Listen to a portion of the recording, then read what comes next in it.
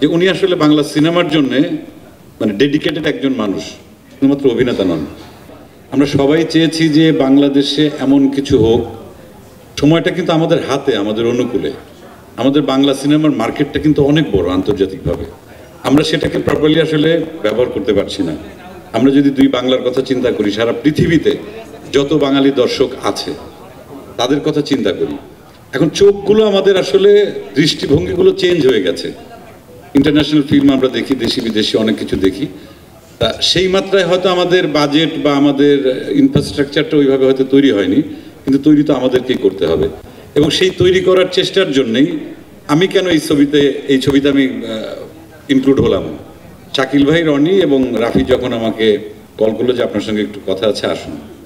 আমি যখন দেখলাম শাকিব ভাইয়ের সঙ্গে আমার এর আগে যতবার দেখা হয়েছে, কোনো হয়তো অ্যাওয়ার্ড প্রোগ্রামে অথবা কোনো ব্যক্তিগত কোনো প্রোগ্রামে, সেখানে ওনার কথাবার্তা শোনার পর আমার মনে হয়েছে যে উনি আসলে বাংলা সিনেমার জন্যে মানে ডেডিকেটেড একজন মানুষ, শুধুমাত্র অভিনেতা নন। আমরা অনেকে ইন্ডাস্ট্রিতে কাজ করি, কিন্তু সেটা অনেকে করি শুধুমাত্র রুটি রুজির জন্যে, কেউ করি সিনেমার স্বার্থে, কেউ করি শিল্পের স্বার্থে। এই মানুষটার সঙ্গে আমার যতবার কথা হয়েছে আমার মনে হয়েছে যে তার যত জনপ্রিয়তা, সর্বোচ্চ জনপ্রিয়তা বাংলাদেশে আছে, এটাকে যদি ঠিকঠাক মতো কাজে লাগানো যায়, আমাদের সিনেমাকে চেঞ্জ করা সম্ভব, আন্তর্জাতিক মানে নেওয়া সম্ভব এবং আমাদের আন্তর্জাতিক বাজারে আমাদের